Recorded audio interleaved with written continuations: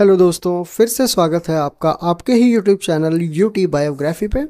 आज जो real life story हम आपके सामने लेने वाले हैं वो आज की बॉलीवुड में एक बहुत बड़ी स्टार है। तो कहानी की शुरुआत करते हैं। बैंगलोर की एक साधारण लड़की पार्ट 1। क्या आपने कभी सोचा कि एक साधारण सी लड़की जो बैडमिंटन खिलाड़ी बनना चाहती थी वो कैसे बनी बॉलीवुड की सबसे मशहूर अभिनेत्री? बात है 5 जनवरी 1986 यानी कि 5 ऑफ जनवरी 1986 की। एक साधारण परिवार में जन्मी दीपिका पादुकोण, जिनके पिता प्रकाश पादुकोण भारत के सबसे महान बैडमिंटन खिलाड़ी रहे हैं। माँ एक ट्रैवल एजेंट थी। पर्दे के पीछे ये परिवार बहुत अनुशासन प्रिय था। दीपिका का बचपन बैंगलोर की गलियों में बीता, जहां सुबह सुबह उठकर बैडमिंटन की प्रैक्टिस, पढ़ाई और घर का काम, ये सब उनकी दिनचर्या थी। स्कूल में वो शांत थी, पर पढ़ाई और स्पोर्ट्स में तेज।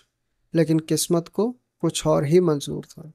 वो कहती थी कि मैंने सोचा था मैं अपने पापा की तरह बैडमिंटन में देश का नाम रोशन करूंगी, पर कैमरा मुझे खींच लाया अपनी तरफ। पार्ट 2, मॉडलिंग की दुनिया में पहचान।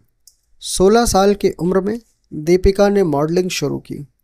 लैक्मे फैशन वीक में उनका पहला शो और किंगफिशर कैलेंडर में उनकी एंट्री ने उन्हें मीडिया की नज़रों में ला दिया।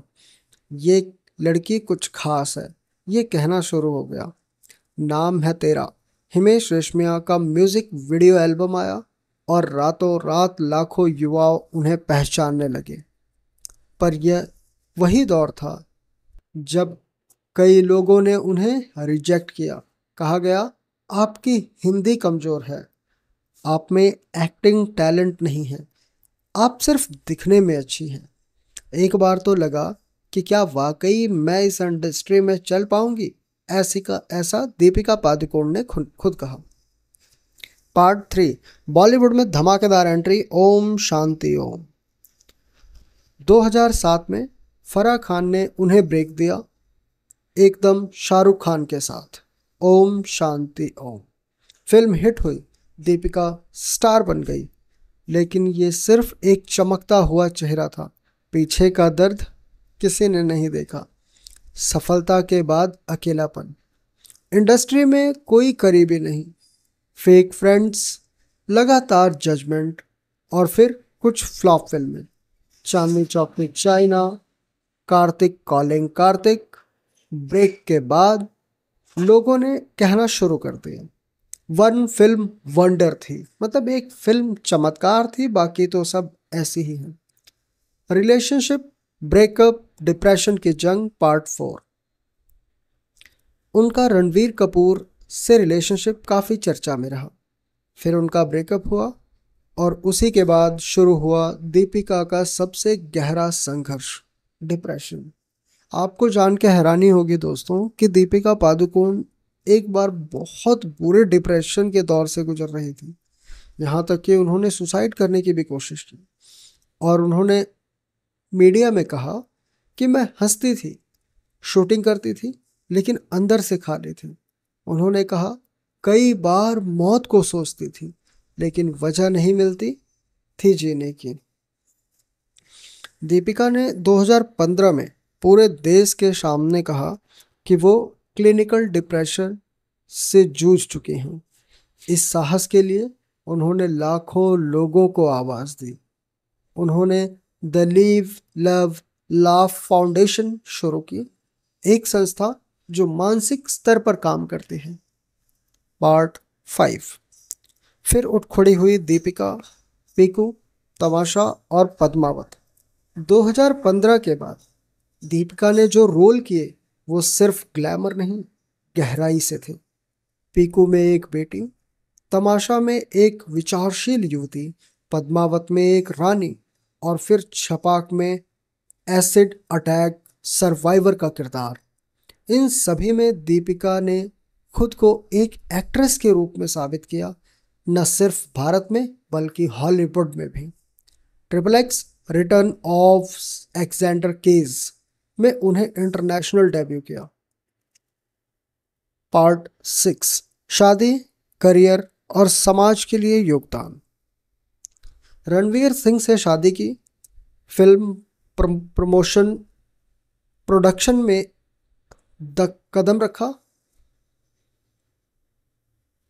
रणवीर सिंह से शादी की, फिल्म प्रोडक्शन में कदम रखा, मानसिक स्वास्थ्य पर खुलकर बात की, सोशल कैंपेन दिए। दीपिका अब सिर्फ एक कलाकार नहीं, एक आइकन बन चुकी है। और दीपिका ने कहा, अगर मैं इंसान की मदद भी ना कर सकूं तो मेरी तकलीफें बेकार है और मेरा ये स्टारडम, मतलब मेरे एक्ट्रेस होने का कोई फायदा नहीं। तो ये थी दोस्तों, देखो हम अपनी लाइफ में क्या कुछ नहीं सोच पाते हैं, क्या कुछ नहीं देखते हैं। हम में से बहुत से लोग जो ये वीडियो देख रहे हैं, किसी ना किसी टाइम पर फैमिली की वजह से, रिलेशनशिप की वजह से, शादी की वजह से कभी ना कभी डिप्रेशन का शिकार हो चुके हैं। लेकिन डिप्रेशन में हम जो सबसे बड़ी गलती करते हैं वो ये होता है कि जब हमें कोई टेंशन होती है तो हम अपने दोस्तों से बात करने की बजाय खुद को एक अकेले कमरे में बंद कर लेते हैं, अकेला रहना शुरू कर देते हैं, जिससे वो नेगेटिविटी, वो चीज़ें हमारे ऊपर और हावी होती जाती हैं। तो अगर आप भी इन सब प्रॉब्लम से जूझ रहे हैं तो ज़रूरत है अपने पुराने दोस्तों को कॉल करो, उनसे बात करो, उनसे अपनी प्रॉब्लम शेयर करो, एक फ्रेंड सर्कल बनाओ और उसमें रहने की कोशिश करो। आप जितना लोगों के साथ रहोगे लाइफ में उतना ही आगे बढ़ने का, कुछ नया सोचने का आपको मौका मिलेगा। तो आई थिंक्स आपने भी दीपिका पादुकोण की इस लाइफ जर्नी से कुछ ना कुछ ज़रूर सीखा होगा। तो आपको जो सीख मिली है कृपया उसे कमेंट सेक्शन में बताएं। वीडियो आपको पसंद आई तो वीडियो को लाइक करें, चैनल को सब्सक्राइब करें, साथ ही प्रेस करें बेल आइकन ताकि लेटेस्ट वीडियो की अपडेट मिल सके आपको सबसे पहले। हमारे साथ बने रहिए, तब तक के लिए जय हिंद, जय भारत।